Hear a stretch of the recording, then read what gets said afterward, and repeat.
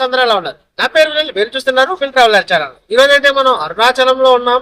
అరుణాచలంలో గిరి ప్రదక్షిణ అయిపోయిన తర్వాత మనకి రాజగోపురం అయితే ఉన్నాం. ఈ రాజగోపురం లోపలికి అయితే మనం వెళ్ళి లోపల అసలు ఏముంది మీకు అంతా డీటెయిల్ గా చెప్తాను. వీడియోని ఎక్కడ స్కిప్ చేయకుండా చూడండి. అలాగే ఇంతవరకు మన ఛానల్ సబ్స్క్రైబ్ ఛానల్.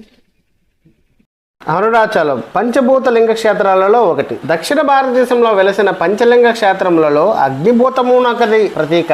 అరుణాచలం అనగా అరుణ అంటే ఎర్రని, అచలము అంటే కొండ, అందుకే దాన్ని అరుణాచలం అని, ఎర్రని కొండ అని కూడా అంటారు.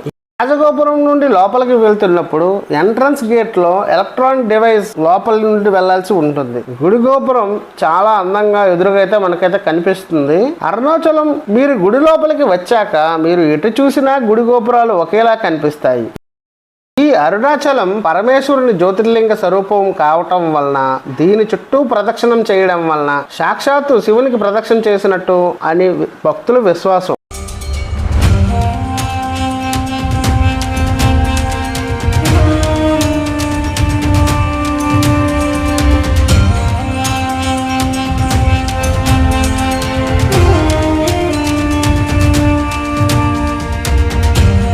గుడి ఆవరణ 25 ఎకరాల్లో అయితే విస్తరించి ఉంది.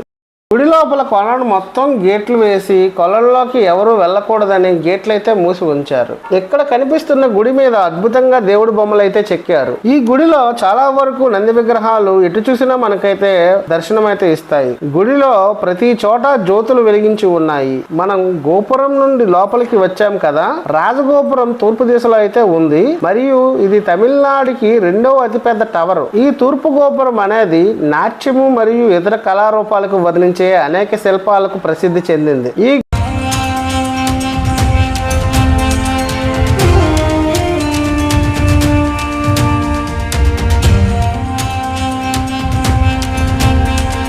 గుడి యొక్క మొత్తం ప్లాన్ ఎలా ఉంటుందో ఈ చిన్న డిజైన్ ద్వారా మొత్తం గుడిని మనం అయితే చూడొచ్చు. ఈ గుడి లోపల మొత్తం 2 కొలనులు అయితే ఉన్నాయి.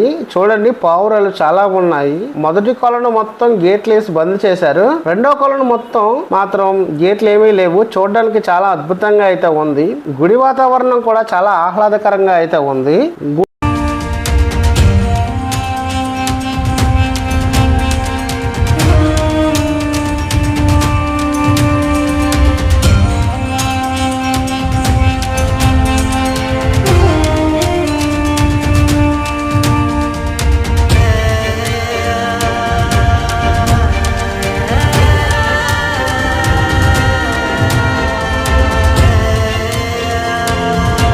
దర్శనం లోపలికి టికెట్ అయితే కాస్ట్ 50 రూపాయలు. మనం జనాలు ఎక్కువగా ఉంటారని చెప్పి ముందుగా టికెట్ అయితే తీసుకొని లోపలికి అయితే వెళ్ళిపోతున్నాము.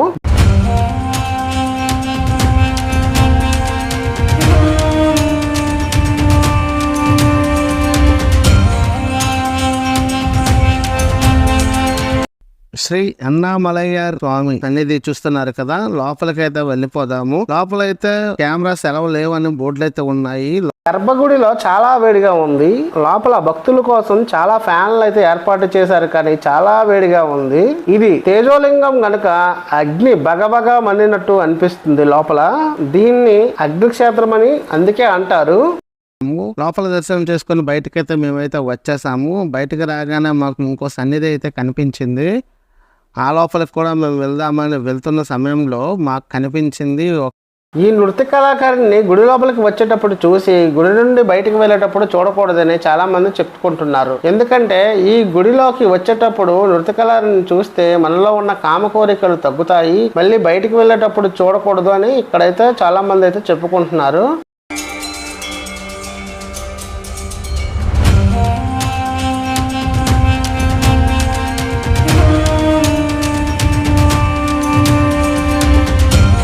ఈ గుడి చుట్టూ తిరిగేటప్పుడు నాకు నచ్చింది ఒక్కటే, అదే ప్రసాదం. ప్రసాదం అయితే మన చేతిలోకి వచ్చేసింది. ఇది ప్రసాదం కౌంటరు. జనాలు చాలామంది ప్రసాదం కౌంటర్కి అయితే వెళ్తున్నారు. అక్కడైతే రేట్లు కూడా మెన్షన్ చేసి ఉంచారు, చూసారు కదా. ఇంకోవైపు గుడి ప్రాంగణంలోనే మనం ఆ ప్రసాదం అయితే కళ్ళకు కట్టుకుని మరీ తిన్నాము. ఎందుకంటే మధ్యాహ్నం గిరిప్రదక్షిణ చేసిన తర్వాత ఏమీ తినలేదు కాబట్టి ప్రసాదమే నైవేద్యం అయిపోయింది మనకి. ఇంకోవైపు ఈ చెట్టు దగ్గర చూడండి, జనాలు అయితే చాలా మంది ఉన్నారు. ఎందుకు ఉన్నారో తెలియాలి అంటే వీడియోని ఎక్కడ స్కెచ్ చేయకుండా పూర్తిగా చూడండి. ఈ చెట్టుని తీక్షణంగా జనాలు అయితే చూస్తూ ఉన్నారు. దేనికా అనుకుని మేము అక్కడికి వెళితే అక్కడ అయితే చెట్టు మీద అయితే బల్లులు ఉన్నాయని చెప్పారు.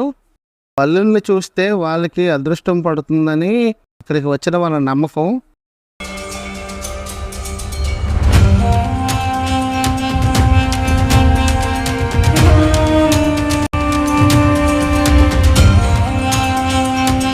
కనిపించకపోయినా బల్లులు అయితే వెతికేస్తున్నారు చాలా వరకు.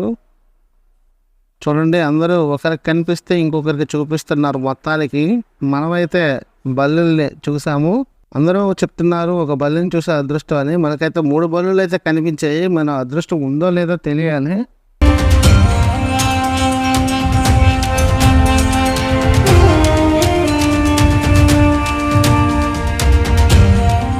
ఈ వీడియో కనుక మీకు నచ్చితే ఒక లైక్ చేయండి, ఒక కామెంట్ చేయండి. అలాగే వెళ్ళే ముందు మన ఛానల్ని సబ్స్క్రైబ్ చేసుకోండి ఫ్రెండ్స్.